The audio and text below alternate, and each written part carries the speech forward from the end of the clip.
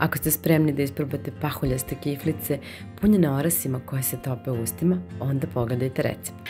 Ovdje imam 280 grama brašna u koje ću dodati pola kašičice praška za pecivo, 1 prstohod soli, pola kesice vanilin šećera, a zatim ću sve to da promešam.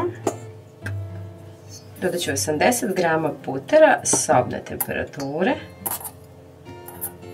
i sve to umesiti ovako. Vidite kako smo dobili smesu.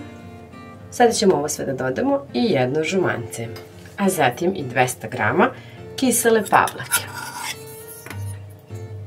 Pa da ponovo umesimo. A kada smo umesili ovako testo, stavit ćemo ga u najlon kesu, a u zavrzivač na nekih 15 minuta. Umutit ćemo jedno belance sa drugom polovinom kesice vanilin šećer. Dodajemo i 120 grama mlevenih oraha. Zatim ćemo sve ovo da promešamo dobro. Ovim filom ćemo puniti kiflice. Nakon nekih 15 minuta. I sada je potrebno podeliti ga na 4 jednaka dela. A zatim da razvijemo testo.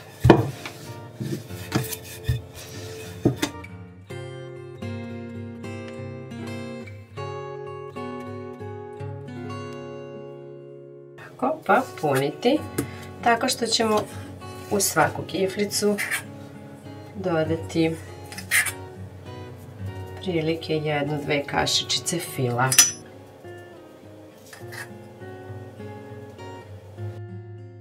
Zatim ćemo svaku kiflicu ovako da umotamo.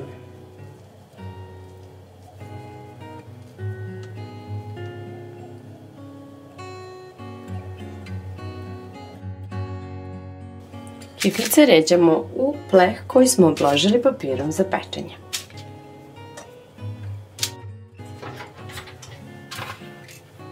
Pečemo ih u zagrejanoj rerni na 180 nekih 15-20 minuta.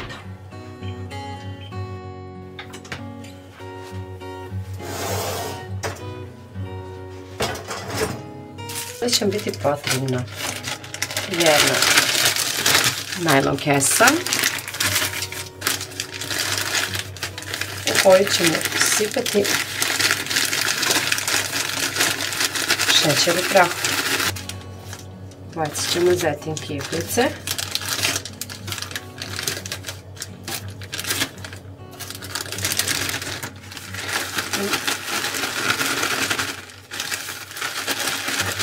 Ovako ih valjati. A zatim ćemo ih ređati na tacnicu.